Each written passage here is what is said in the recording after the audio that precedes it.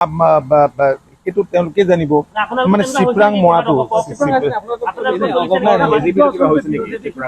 আমাৰ তেনেকুৱা কোনো আমাৰ সমষ্টিবিলাকত তেনেকুৱা কোনো ধৰণৰ প্ৰাৰ্থীসকলে তেনেকুৱা কথা কোৱা নাই। কেইটামান দিন বাকী আছে নিৰ্বাচনী ফলাফল ওলাবলৈ।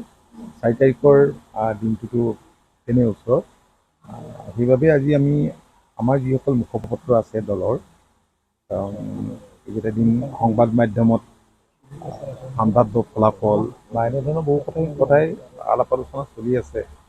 ইলেক্ট্ৰনিক মিডিয়াতে হওক, প্ৰিণ্ট মিডিয়াতে হওক, স্প'ক্সমেনবিলাকক আমি মাতিছিলোঁ আৰু লগতে যদি সম্ভৱ হয়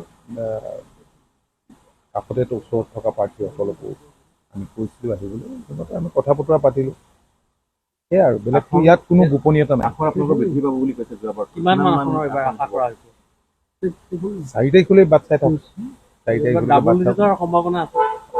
আমি তেনেকৈ ভাবিছোঁ। তথাপি অনুমান কিমান? অনুমান নকওঁ আৰু এনেই অনুমান অংকবিলাক আপোনালোকে পাতিয়ে থাকে দেখোন। কংগ্ৰেছৰ চৰকাৰ পাতিয়েই দিয়ে, বিৰোধী চৰকাৰ পাতিয়েই দিয়ে। গতিকে যিটো হ'ব লগা আছে সেইটোৱে হ'ব। এতিয়া আজি প্ৰায় প্ৰাৰ্থীবিলাকৰ যিকেইগৰাকী আছিলে তেওঁলোক খুব পজিটিভ। তেওঁলোকে কৈছে যে আমি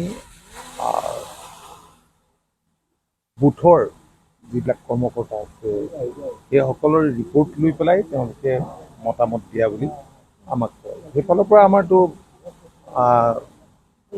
ভাল হ'ব লাগে। মন্ত্ৰিত্বৰ ক্ষেত্ৰত এবাৰ আপোনালোকে কি ধৰণে? নাই এইবিলাক কথা যাওক। প্ৰথম মন্ত্ৰীসভা পাতি থৈছে নহয়, মন্ত্ৰীসভা পতা নাই জানো? বিৰোধীয়ে মন্ত্ৰীসভা গঠনেই কৰি থৈছে। প্ৰথম ৰিজাল্ট ওলাই লওক। আমি গভীৰ আশাবাদী যে পূৰ্বতকৈ অধিক আসনেৰে শক্তিৰে এইবাৰ NDA চৰকাৰ গঠন কৰিব ডক্টৰ হিমন্ত বিশ্ব শৰ্মা ডাঙৰীয়াৰ নেতৃত্বত। মই নাজানো আনে কোনে সেইটো তেওঁলোকে জানিব মানে চিপৰাং মৰাটো আমাৰ তেনেকুৱা কোনো আমাৰ সমষ্টিবিলাকত তেনেকুৱা কোনো ধৰণৰ প্ৰাৰ্থীসকলে তেনেকুৱা কথা কোৱা নাই। সন্মুখীন হোৱা নাই তেনেকুৱা পৰিস্থিতি?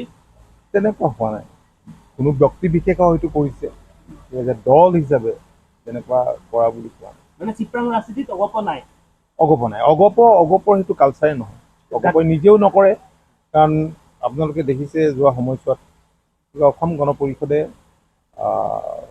যোৱা সময়ছোৱাত কাকো তেনেকুৱা কৰা নাই, এইবাৰো কৰা নাই। কিন্তু বিজেপি হৈছে সেইটোক লৈ আপোনালোকে কেনেধৰণে চাইছে? নাজানো, আমি একো চোৱা নাই, সেইটো তেওঁলোকে চাব। ফেচবুকতো লিখিছে। মই নাজানো।